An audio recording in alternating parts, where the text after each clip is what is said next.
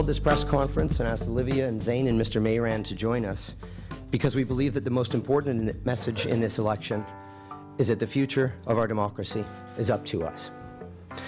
Today, Student Vote invites every school in Canada to join us in this election. Here in Canada, we sometimes take rights for granted. But countries around the world, people struggle for democracy and the right to vote.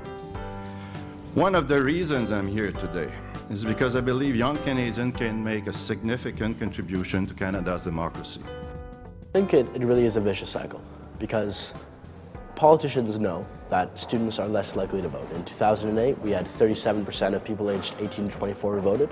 And because there's not a lot of young people who vote, there's no need to speak to that demographic. There's no need to put things in their platforms that they know students want.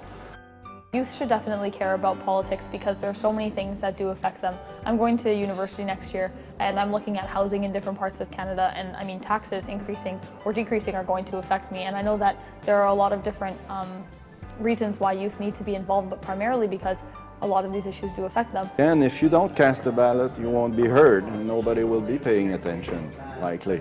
So the best way to make sure that the issues that matters to young people are addressed by the government of the day is that they again exercise their franchise and cast their ballot.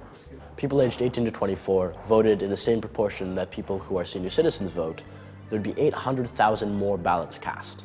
And that would have a profound impact on who our next Prime Minister is. Over the next 27 days, hundreds of thousands of students under the voting age will study our democratic process, examine the political parties, and meet face-to-face with the candidates of their electoral district. These students will go classroom to classroom, educating and engaging their peers in election issues. I know that in my school, if kids have an opportunity to do anything hands-on, they love it. They can get out of class, they can do this voting, and they also get involved in politics at the same time. They will come to understand, value, and appreciate their democracy, not because they studied about it, but because they experienced it firsthand. It gives me a chance to talk about it with my friends, talk about it in my school, and make it so that when the entire world or all of Canada is talking about the federal election, we get to be engaged in the process as well. My sister's 11 and she was so excited to be voting. The secondary school students came back saying that it was a really good experience, and I've had emails in the past couple of weeks saying, hey, are we doing student vote again because the federal elections are coming up, from students, and my school is registered this time around and I'm really excited to be participating. In the last federal election, 503,000 students cast a student vote ballot on their local candidates.